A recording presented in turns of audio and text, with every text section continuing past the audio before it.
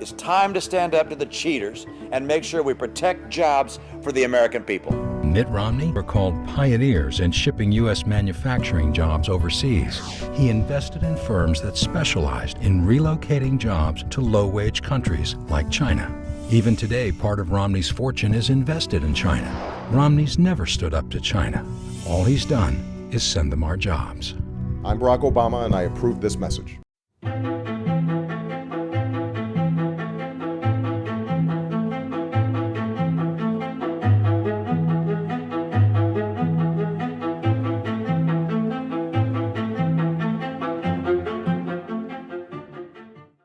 You know, it looks like they're taking out a whole bunch of land here, and they are when they start. But when they get done, there's not, I know one older man told me it only took about 4 acres when they got done. I think he had about 10.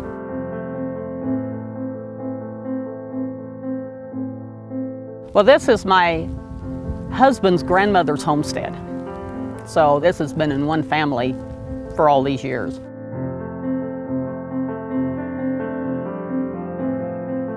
They have to get all these wind towers done before the end of the year because that's when that production tax credit stops. That's too bad because there's a lot more land and a lot more people that could use wind towers on there to help them out financially and to help out the energy. But what's really helping the community is the workers come in, they stay in the hotels, they stay at the KOA, they eat in the restaurants, they buy groceries, they buy gas. It's helped the whole community quite a bit, and it's really kind of nice to have some money coming in. Well, if Mitt Romney gets elected, I've not seen anything positive about his farm policy, which I've looked up to check to see what he actually thought. And what he thinks is everything Obama done is wrong, but he wouldn't say what he's going to do.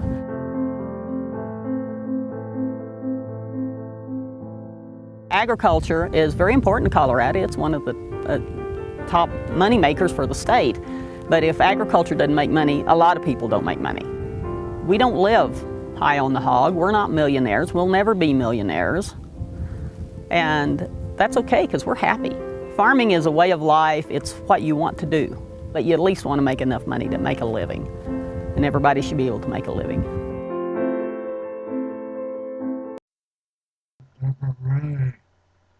Born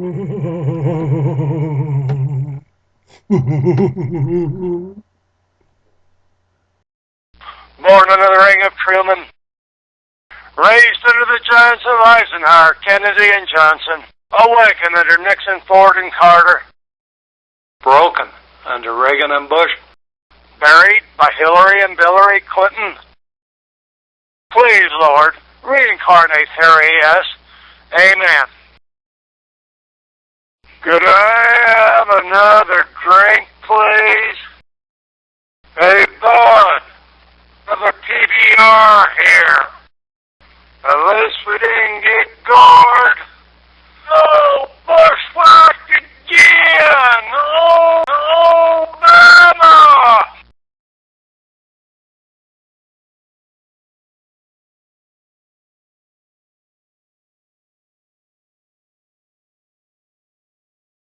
I would accept the new cabinet post of Supreme Advisor. My fellow Americans, I don't have a dream, but this is my prayer. Have a good day. Hello, my name is Miss Free Natural Reader. Since the baby boomer author has a speech impediment, I will read his presentation. Cough, choke, heck, cough. Playtime is now over. I hope you liked my little ditty.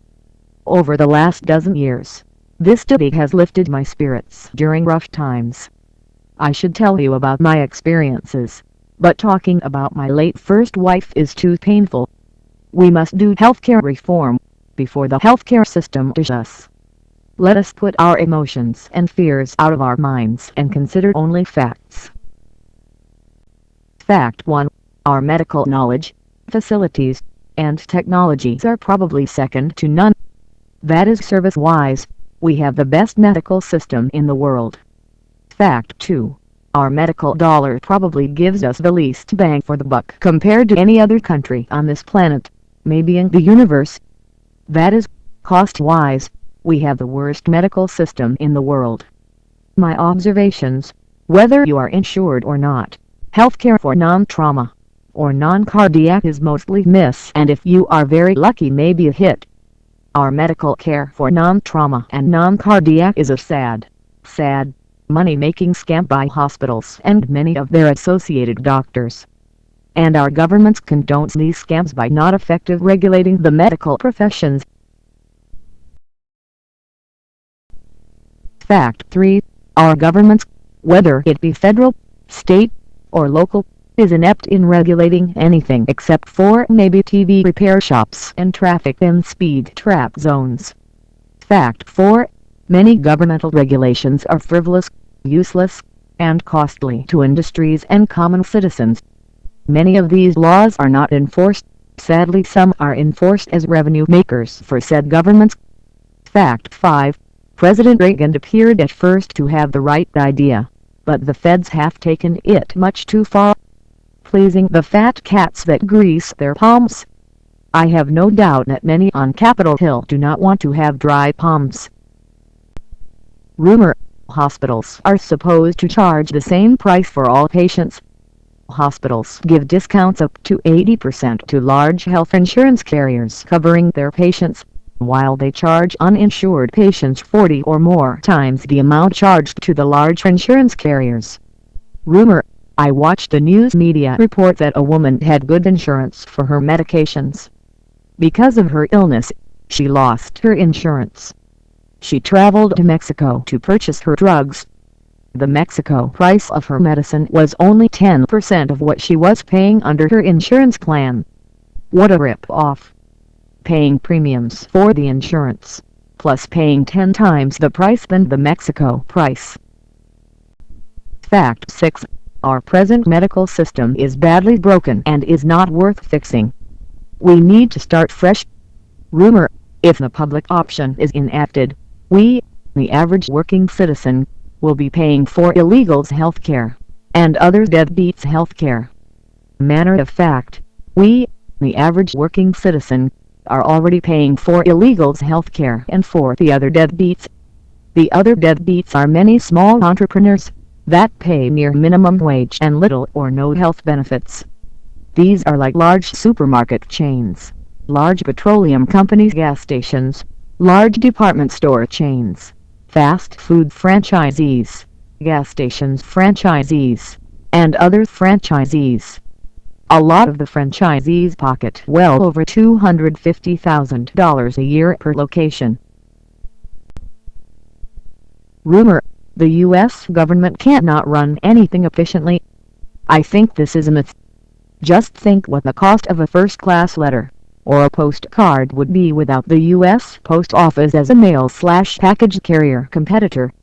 Do you think that UPS or FedEx would deliver anywhere in the U.S. or its territories for 42 cents?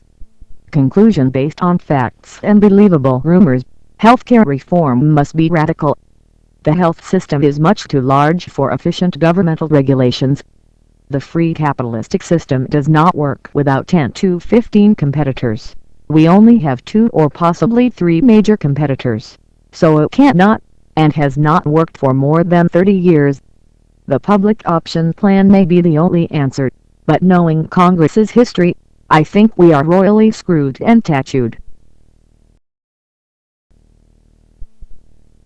The baby boomer author thinks the answer is to outsource Congress to India, or maybe Pakistan.